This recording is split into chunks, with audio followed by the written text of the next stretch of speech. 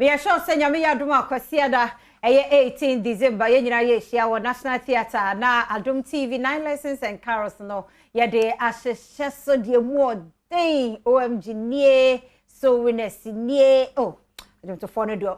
me kan say emoji na me kan say I don't know how confuse me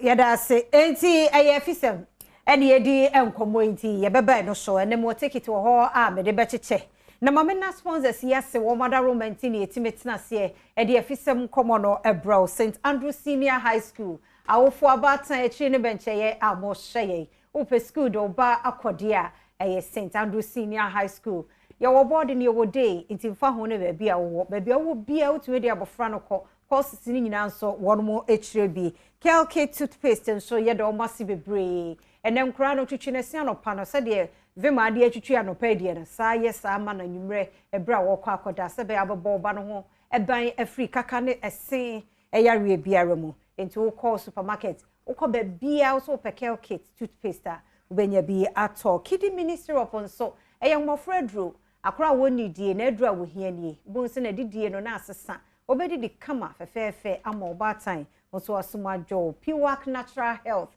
wonu madro 3P garlic mixture Nunumbi na emu ahoɔden sonko o immune system no nya den na yare bi eba ako edi ne so enkunim nimakoya da Roma ena fia amankwa tamaklomiti adwam edi Afisem komoi ebro medase pi se wo hye se wo pi afrifie a utime hye live on Facebook/Adom TV we were Dr. Tony Adoasi ewa ha Vemaplus Limited adwumakuo kofare by ena Dr. Nankasa atinadwam boye na enuo awodo awadwama so ne di ewe nipadua mu no ene ne di nkomo entinye afidie ne mfiri ha fise me dog wie so so Adom TV 9 lessons no be ba be ticket no won say ticket aye cha ye buza hwe chato afra keke na akra ye ni show dodo ti meche bi enti nya sa opportunity we now so ehwe bra me dog e di nkomo fise ye pese kwasiade ya o ene efiade che me kwasie ene dwumadie ne ba mpese odi ahoɔdene ene ba National Theatre 7 PM ye hyase nti ene dog ending komo dog official pa afin komo tun afise se na nkwa ahoɔden wo ho na Vemaplus adwumakuo ni gyina ne na so yes na okura hemu ya mesu kwa hemu dog ya little ai en kankan bi away sure ye nru awodo a wadwama so ne ye hwede eyema ni padua okay oji kan ye wo prostate capsules on this time no for her prostate yes or no kwa ye ba kodo yaka ho asem because emanyimfo ya major problem a ye wo at a time ye rinyin no on in prostate on the sepal and pill nyina prostate no obaye kese ye ntum nyimfe hina kwan on inti never ma plus for ye de prostate aba prostate no ye kese a onam de o share blood anase na urethra no pipe no yadwun so fam no ofam ninti but no be start there obemia prostate no kese ye no be mia urethra no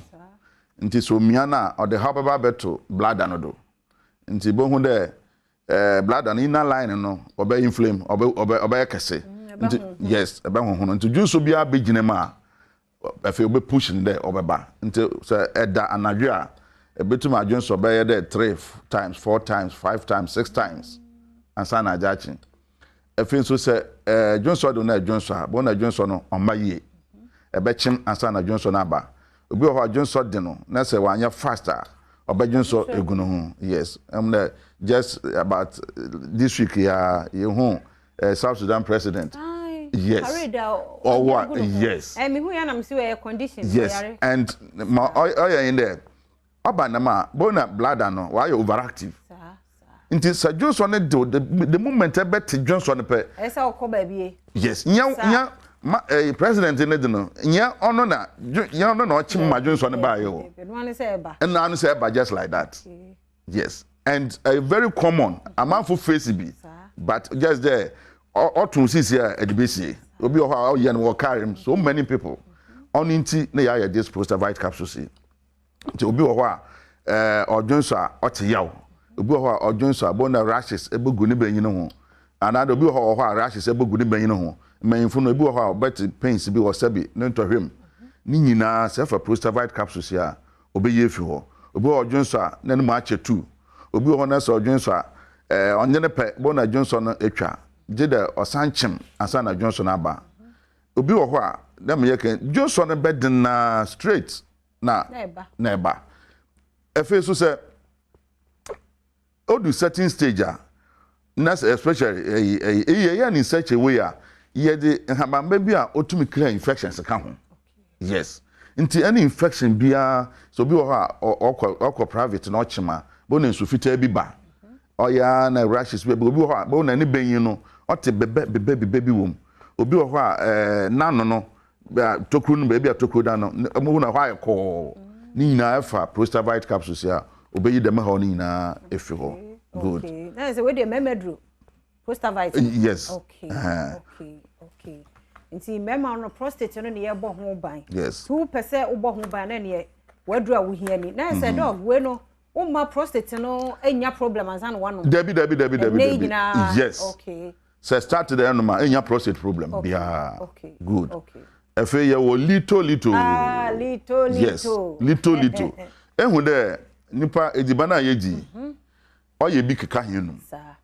enum sukura nso na bi ka wanum za nti edibana yeji ne so ka henum a enum no so ye were about 70 bacteria different types of bacteria no wo henum ho nti edibana oka no se oka no okema efe mo wo yen de ochara bohu na wa form bi offend the plaque wo henum no o form a plaque na bacteria na wo henum no wa start there odidi okay na plague no onye de obi asabi ne san apoto nkoten but bohu na esora na pa oya fa won safa wo se ho bo na wo se ho ay toto dem toto na oya no ono na form plague no nti obetuma ye plain but na enyim de oya plague nti se moaba no bacteria started will feed on the plague na we produce bi of a volatile sulfur compounds so produce that compounds na compound no be produce no ho scent na obeba the same thing edibane bi ho kwaye funu ma ba hwe na awodo kwaye funu ma ye funu otum digest edibane no oyi acid gudo no o digest no push no small intestine nim ebi ho na bribinti bona ye funu edibane kwaye no wentum and digest ye edibane gina ye funu mu kyera na wa poto opoto wa etishe wona se edibane scent no ba kan yes only the bibia nyi ho a ebotum aya obetum dam nkan botum akọ nti jede little capsules ebi so ha bo na ni oside ikura banitrim normally oya sinus infection sinus no oya bioya of ha ono na odi dem problem ne ba mframa na oginem sometimes oya na mframa na efim mframa na efim a na nso ebeginem ebegina sinus no nso no beginem pe na fe bacteria no when your opportunity na wa cause infection mum o cause infection mum a nti o ma ba no bi ho a ba no tambia na nsu bi fi na hwiri me ba nsu no bi afa na postnasal drip bo na nsu no bi tum fa wo minim nti kasa kan edura ebotum de yidem ha na fi ho onenye little capsules obi a ejija onyam ye no ebefa little obi wo ho a onya feeling there amama ngira na kokopa ebefa little capsules ebi wo ho a tambia onya sore throat nimrim bekru onum sumpo a onye ye ebe use little capsules ebi so wo ho a tambia bomu de onya cold a se cold de enya common cold enya wa kira be 3 days awoda cold no ko another be 4 or 5 days awoda ko ebi nya cold a be 1 month 2 months na cold no nkwe ebi within the year obetuma nya cold be 5-6 times which means every 2 months bia onya cold oba na ma no chere wo immune system no why you weak if a little capsules ya obe boost wo immune system no that cold na nya ni na omba bio or your little capsules okay and I your dinat capsules dinat capsules no ye for mesiafo mpempi mesiafo ye home period a bi wa watch yaw anam de watch yaw nti bon de besie bia bon na ne bag painkiller shem wona wo dam problem no nti se period ne reba na wafa painkiller no nti owie ni period na we ja painkillers but the problem now onam dem a eti yaw no still ho into another month say pains ni bebie wa na wasna akoto painkillers too much no so onye manipedua no most of the kidney problems are why very common these days no of excessive intake of painkillers mo ya in there obe block the pain receptors na our brain mu no but the main problem no owo ho on into na ya dinat capsules gamma mesafo no eye obi a eye wo period a eti yaw pa on into wo de betina ha ye edwuma wo de ye ntum ma wo de ko school ntum nko wo de ko tonaje ntum nko ebi ko officer o force na so de kwa echia ne pe na ne boefu yes ni nyina na ye hawa orkodo wo ni period nim ebi wo ho ni period no oba be 7 days another 6 days but sisi anu that wa about 2 days 2 days no so boja no nanyu ate de coke on maye ni nyina afa little capsules dinner capsules ya obey them how na fi ho obi aye family planning sisi a we jai opede owo but o jai family planning no period na maye awo no so a onma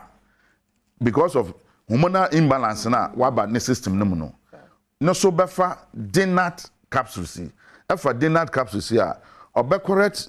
hormonal imbalance na waba system no mu no na period no asana ba fine period ne by fine per within some few months bona asan anyinsan bio or ye dinat capsules okay yes time on empty na ye wo x drive no for menyimfo yankopon bo hen there wa ma hen retirement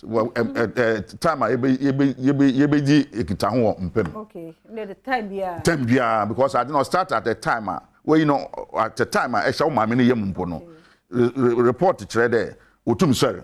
into odo kwado throughout your life but ebesina na etuma maintain that system no obi o ho a o sebe opebibi quick at the end of the day no we create more problem amanyipedua no benyin bia odu ahamacha or your compulsory that the benyin no sorry say pill and pill nyawo na control no or your parasympathetic nervous system no control no odu time out do sorry there be on so the sabi faka fabesia but also amanhu there what system no or you dwuma into odu ahamache na so benyin na so wan sorry na che system no orko o te de broja wa be na orbopoto nti se pede system time yo ye dwuma na wa hodini gina do dia no oye X drive capsules ebi o ha ne de no sabi osora otum soro right but ontum nyina do ebi o ho bodu ahemfie ho no na da fam team ebi wa ahemfie ho no bu adwuma na we lose pressure ya se pede de me ha no nyina ofi wo dia oye X drive capsules enti no we nyina do ge wo ya to apiti bebia akwa kanshi drug lane tribe of Judah bebia any herbal shop na pharmacy shop bia ekoho bisa Prostavite capsules Lito capsules Dinat capsules na X drive capsules yemfra doctors see ene na wie yemfra no na bia enkomo a ye de wo penchiremu bia na wona na kasa 0244 370 702 0244 370 702 and 0502 104343 0502 104343 na Dr. Tony Adwasi Vemaplus Limited adwumakuo kofariba ono ana ye aduro no ono ana da so ho da ye de be ya mani pedua no frɛ no nkyeremu bia nso o de be mount dog yemfo nsi ha yeda se wo no adwuma efo nso Vemaplus afishia pa afise na nkwa hoɔden wɔ hɔ adwuma ne gyina ne nan so na muguso de mo adwaton de ne ba se be ya bosumi bi benya bi atua yeka yeda mo ase pa enti me ne dog awie afa na aduru ade kyɛ no so enti twam sisi e me kwaba